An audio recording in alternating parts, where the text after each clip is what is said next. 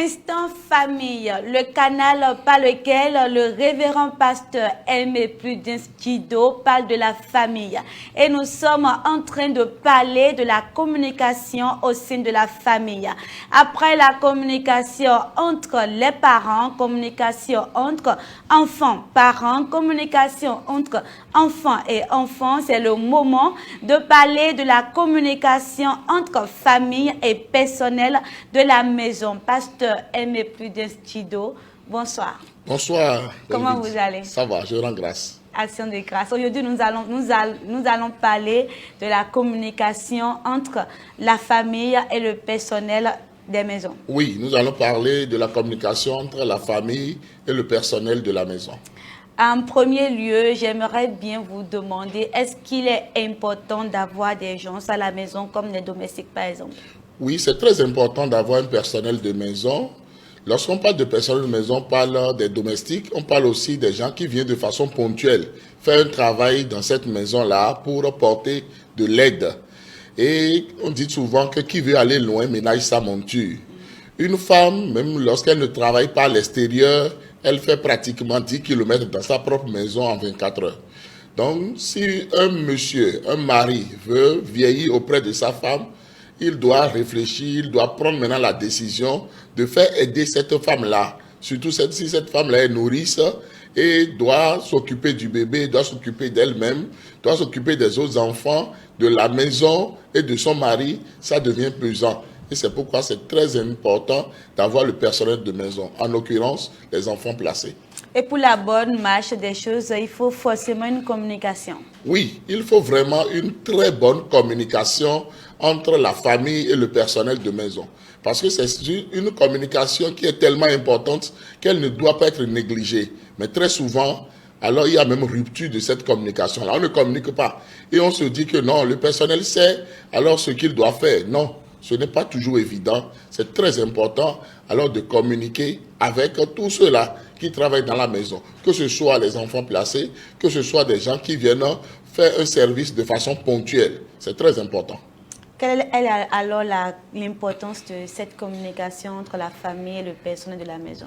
L'importance de cette communication se retrouve dans la formation déjà à donner à chaque membre du personnel d'une maison. Parce que les maisons ne sont pas les mêmes. On peut avoir des maisons de nantis, des maisons de riches, des maisons de fonctionnaires. En tout cas, on a différents types de maisons. Ça peut être une maison à louer ou bien on est dans sa propre résidence. On peut être aussi dans un château. Donc, selon les formes de maison, selon alors le travail aussi de la famille, alors on a besoin de former le personnel de maison par rapport à tous les services que ce personnel-là doit pouvoir rendre. On doit aussi informer le personnel de maison. Dans cette maison, nous mangeons à telle heure, nous ne mangeons pas ceci, les enfants, voici leur totem, voici telle chose. Donc la communication la permet d'informer et aussi permet aussi de s'adapter avec ce personnel de maison-là pour dire, voilà, il faut que tu t'adaptes à notre manière de fonctionner parce que nous fonctionnons de telle heure à telle heure et à telle heure déjà, nous sommes au lit, ou bien nous ne fonctionnons pas de la même manière que les autres familles. Cette communication aussi doit être une communication de motivation. On doit pouvoir encourager le personnel de maison. C'est ce qui ne se fait pas très souvent. On crie seulement sur les gens parce que ce sont des employés. On se dit nous sommes riches, nous sommes leurs patrons, faisons ce que nous voulons d'eux et ce n'est pas normal. Cette communication-là aussi doit être une communication de mise au point, mais dans l'amour. Faisons toujours l'effort de créer une bonne ambiance au cours de cette communication-là et d'éduquer aussi pendant cette communication. Cette communication doit avoir comme socle, je l'ai dit tantôt, l'amour. L'amour pour l'humain, l'amour pour ceux qui travaillent, parce qu'en Fongbe, on dit, à l'audio et non clodé. Pendant qu'ils sont en train de nous rendre service, nous aussi, nous devons leur rendre service. C'est ce qui devrait être vraiment. D'accord, merci beaucoup, pasteur. Oui. Et que doit faire alors la famille? Oui, cette famille-là, dans laquelle il y a un personnel de maison, alors cette famille-là doit pouvoir maintenant commencer par communiquer. Et la première chose à faire, c'est d'abord de considérer alors le personnel de maison, de pouvoir les saluer, de pouvoir les connaître par leur nom, de pouvoir être à l'écoute de ce personnel de famille-là, d'avoir un langage approprié avec ce personnel de maison. C'est aussi de parler la langue que les gens comprennent à ces personnes pour que demain ne disent pas, comme vous avez parlé français, comme vous avez parlé anglais, je n'ai pas pu comprendre. Non, c'est bon de s'adapter alors à ces personnes pour pouvoir mieux alors faire passer le message. C'est bon d'exprimer vraiment chaque fois son souhait et son vœu. Nous voulons qu'au cours de cette cérémonie ou bien au cours de cette journée, vous fassiez telle chose. Non, il y a un cas de maladie dans la maison dont le repas, il ne doit plus avoir trop de sel dedans, ou bien ceci, ou bien cela. Donc, c'est bon de donner des instructions et de se faire vraiment entendre à chaque fois. C'est très important, alors, d'être juste avec le personnel de maison. Parce que très souvent, c'est de l'injustice. La fin du mois, on commence par brimer ces personnes, malgré que le personnel voit qu'il y a beaucoup d'entrées d'argent et que même la famille est en train de flamber de l'argent pour des choses inutiles. On dit, attendez-nous un peu, nous ne sommes pas encore prêts à vous payer. Et la petite pitance qu'on doit leur remettre, on remet ça en retard. Et lorsque ce personnel a des problèmes, on fait comme si on ne sait pas qu'ils ont des problèmes. Ce n'est pas normal. C'est bon d'être à l'écoute, de témoigner de l'amour, d'agir vis-à-vis de ce personnel-là pour les contenter, de leur témoigner vraiment de l'amour et d'éviter aussi les comportements à risque. Les comportements à risque, c'est commencer par tapoter une fille placée, c'est commencer par tapoter un personnel de maison, ou bien de commencer par rentrer dans sa chambre tous azimuts. Ça là, je parle au père de famille, ou bien même à la mère de famille qui dit, je vais mettre mon mari à l'épreuve, je vais faire ceci avec le gardien ou le chauffeur. Non, ce n'est pas normal. Chacun doit pouvoir connaître sa place pour qu'il y ait le respect entre la famille et le personnel de maison. Pour une bonne communication, pasteur, quelle est la part alors des personnels de maison? Pour qu'il y ait vraiment une très bonne communication entre le personnel de maison et la famille, alors le personnel de maison doit être instruit. Là, je reviens là-dessus. Ça, là, c'est une bonne communication. Il faut vraiment qu'il y ait l'instruction. On doit les instruire pour que chacun connaisse ses limites. Parce que si on ne connaît pas sa limite, on peut commencer par installer de n'importe quoi. On peut commencer par installer du désordre. On doit les instruire sur leur ponctualité, sur la qualité du travail qu'ils doivent faire, sur leur conscience professionnelle, sur l'excellence qu'on attend d'eux, et aussi sur le respect de tous ceux-là qui sont dans la maison, mais qui vont venir comme des convives dans la maison. Toutes ces personnes-là doivent être respectées. On doit pouvoir alors parler très souvent des problèmes que la famille a avec ce personnel-là, pour que, par manque d'informations, ce personnel-là ne commette pas des erreurs pour que la maladie s'aggrave ou bien qu'il y ait même mort de personnes. On doit pouvoir alors leur dire, si vous devez vous absenter, vous puissiez faire quelque chose. Donc, ces personnes-là doivent solliciter la permission pour s'absenter. On ne s'absente pas comme on veut, alors qu'on est au service des personnes, des gens, pour les aider à gérer leur maison ou à gérer leurs enfants. Voilà. Qu'est-ce qu'il faut faire alors pour qu'il y ait une paix, une bonne communication, des choses qu'on peut éviter par exemple? Ce qu'il faut éviter dans cette communication-là, c'est d'abord les brimades, les moqueries, les injures. Le fait de payer en retard ce personnel de maison, c'est bon de motiver les gens en les payant très vite. D'être aussi à l'écoute de ces personnes-là. Donc ne pas écouter, ça c'est une erreur qu'il ne faut pas commettre. Il ne faut pas être injuste vis-à-vis de ces personnes-là. Il ne faut pas aussi crier tous azimuts sur eux tout le temps et leur refuser de manger ce qu'eux-mêmes ils préparent. Non, ce n'est pas bon, ce n'est pas normal. Parce qu'on dit on veut les punir. Non, lorsqu'on veut les punir, trouvons une bonne méthode pour mieux punir, pour qu'il n'y ait pas de problème. Nous devons aussi, en tant que famille, alors pardonner à ces personnes. Parce que l'erreur est humaine. Il peut arriver vraiment qu'il y ait des erreurs.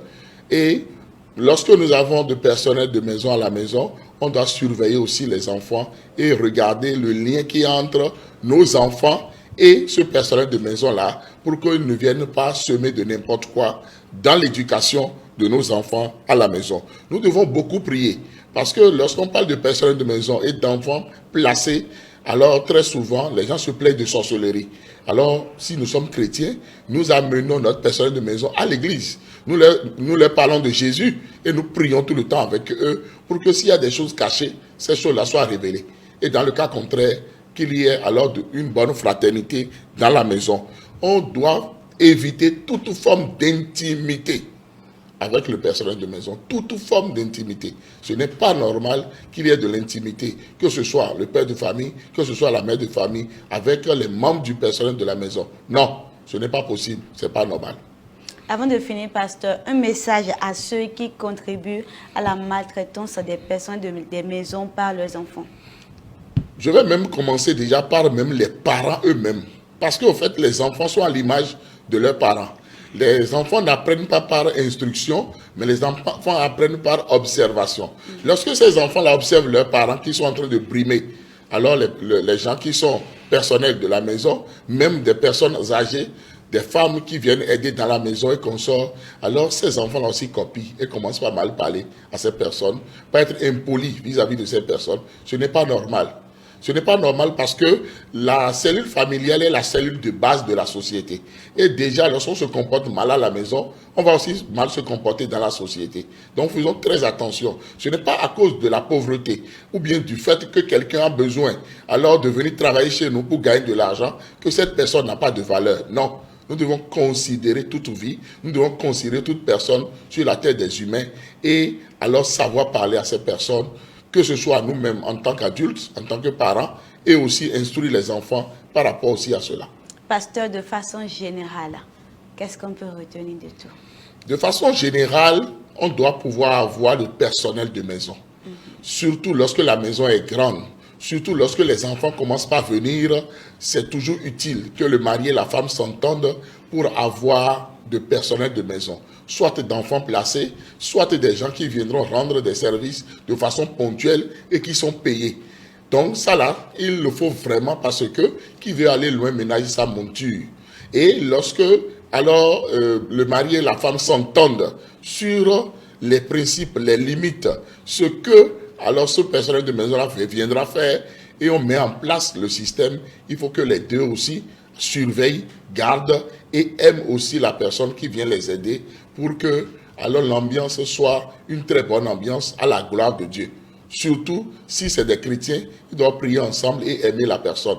Il ne suffit pas maintenant de parler d'amour sans pouvoir aimer, sans poser des actes d'amour. Ce n'est pas normal. Merci, pasteur, pour ces clarifications concernant le dialogue entre la famille et les personnels de maison. En parlant de votre formation WhatsApp, vous êtes à quel niveau? Oui, la formation WhatsApp de ce mois de juillet a vraiment bien débuté. Nous invitons tous les retardataires à nous rejoindre. C'est sur le budget familial. Et ce budget-là est très important lorsqu'on veut préparer l'avenir alors de sa famille et de soi-même. Et nous avons déjà commencé aussi par parler de la formation WhatsApp du mois d'août qui va porter sur les erreurs dans les relations, que ce soit les relations d'amitié, les relations de fiançailles et les relations de couple. C'est pour cela que tous doivent pouvoir s'inscrire pour cette formation du mois d'août. Et c'est une formation WhatsApp. D'accord. Sur quel numéro on peut vous contacter? Oui, pour me contacter, c'est le plus 229 95 15 67 40 ou le plus 229 97 56 63 34. Merci beaucoup, pasteur. Donc, contactez le pasteur et inscrivez-vous à cette formation pour le bien-être de tous. Donc, aujourd'hui, nous avons parlé de la communication entre la famille et le personnel de maison. Et ce qu'il faut retenir de façon générale, c'est l'amour et uniquement l'amour comme Christ lui-même l'a demandé dans les Saintes Écritures. Toujours sur coup de pouce, nous sommes à l'écoute et nous parlons de votre activité, de vos produits et événements. Contactez-nous au plus 229 61 31 07 70. Ce qui est sûr, vous ne serez pas déçus.